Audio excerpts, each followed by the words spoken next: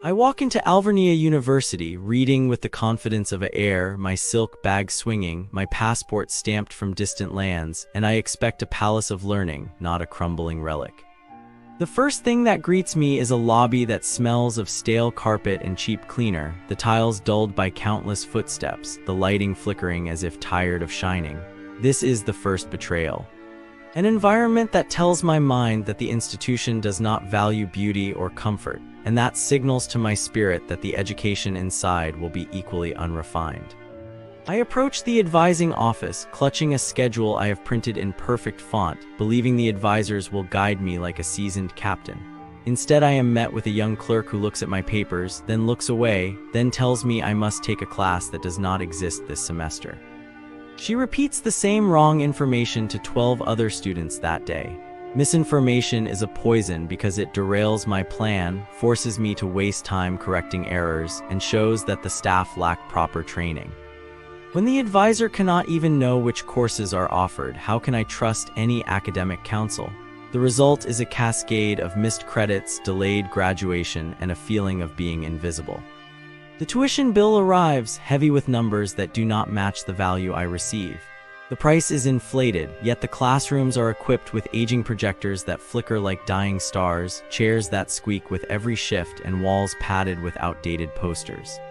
Overpriced education is a theft. It drains my family's wealth while delivering a product that fails to meet basic standards of comfort and technology. My bank account cries, and my pride shatters each time I watch a fellow student stare at a blank screen during a lecture because the projector refuses to turn on. Social life at Alvernia is a maze of cliques. I wander the quad hoping to meet new friends, but I see groups huddled like wolves, their laughter echoing only for those already inside.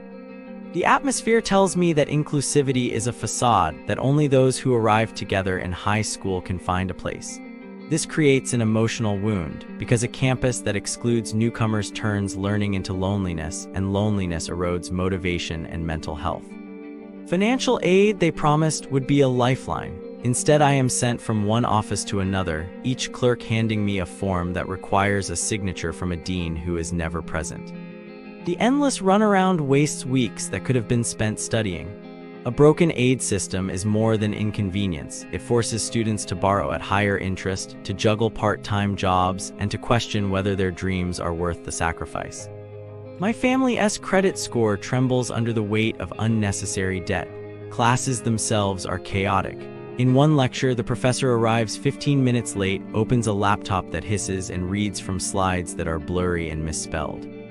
The syllabus lists assignments that never appear, deadlines that shift without notice. An unorganized class robs me of the structure needed to succeed, leaves me scrambling for grades, and breeds anxiety that seeps into every other part of my life. I retreat to the dormitory, seeking refuge, only to find hallways stained with mildew, a bathroom faucet that drips a steady, maddening rhythm, and a hallway floor sticky with spilled coffee that no custodian has cleaned for days. Maintenance requests disappear into a black hole. I submit a complaint about a broken heater, and the heating never arrives, leaving me shivering in winter. A dirty dorm tells a story of neglect. It tells my body that the institution does not care for basic health, and it tells my mind that my comfort is not a priority. Safety is promised, but the campus security desk is unmanned during evenings. One night I witness a disturbance, and the response arrives after the trouble has faded with officer's app. Apologizing for being late. Slow response time in emergencies is a grave risk. It erodes trust that the university will protect its students, and it leaves me feeling exposed, as if danger lurks unchecked. The dining hall is a battlefield of taste and smell. I sit at a table and am served a tray of soggy oatmeal, its texture like mush, its temperature lukewarm, its aroma reminiscent of old laundry. The sandwich is stale bread with wilted lettuce, the cheese a pale ghost of flavor. Prices are high, yet the food offers no nourishment. Bad dining experiences diminish energy, impair concentration, and turn a simple meal into an act of endurance. When the campus feeds you with disappointment, your spirit starves. Career services, advertised as a bridge to the professional world, turns out to be a broken ladder. I schedule an appointment, only to meet a counselor who hands me a generic flyer about resume templates and disappears. No internships, no connections, no guidance.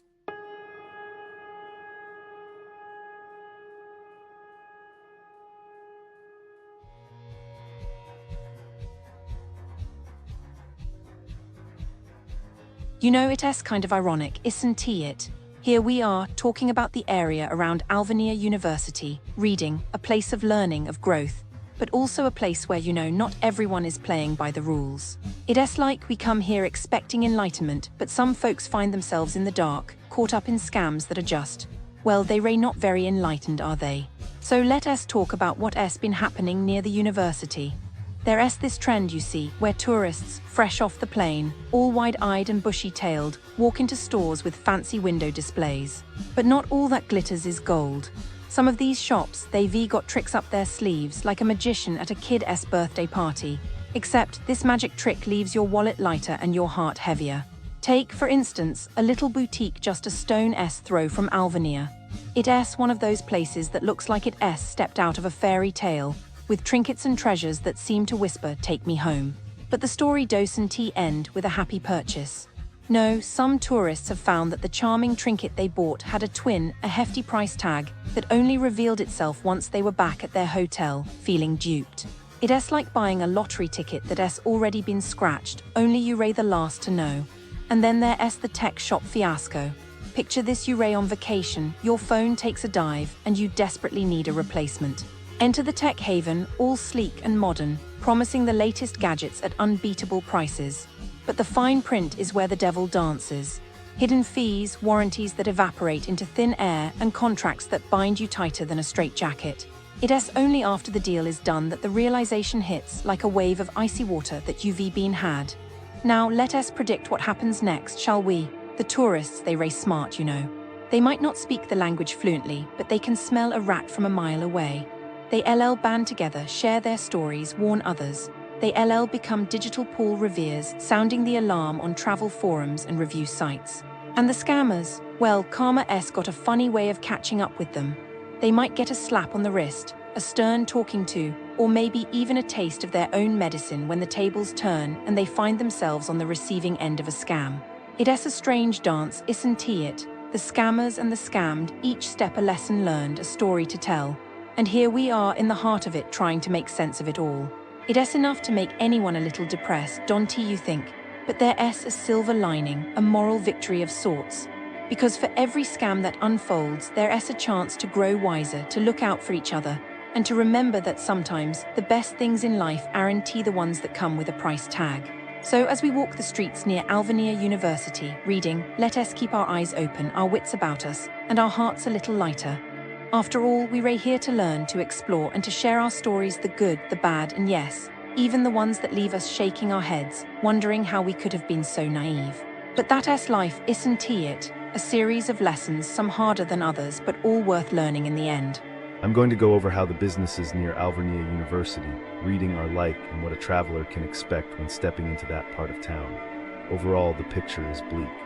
The places tend to feel forgotten, they charge more than they should, they often forget basic courtesy, and they rarely deliver what they promise. It feels as if every sign says, "Welcome," while the reality whispers, "Good luck." The atmosphere carries a quiet disappointment that settles like dust on a forgotten shelf, and that is the mood that colors most of the experiences around the campus. When we look at the shopping center, every mall in the area follows the same tired. The whole place feels like a ghost of its former self. Stores have closed their doors, the remaining shops look like they belong in a 1970s apartment, and the food court has dwindled to a handful of struggling stalls. Visitors notice that the parking lot feels cramped, the signs for towing are missing, and security sometimes calls the police over minor issues, leaving families shivering in the cold. The one store that still manages to sparkle during the holidays is a department store that tries to hold on to a hint of cheer. But the overall feeling is that the mall is an empty hallway that used to echo with laughter. Moving to personal care, the salons and spas share a similar story of neglect.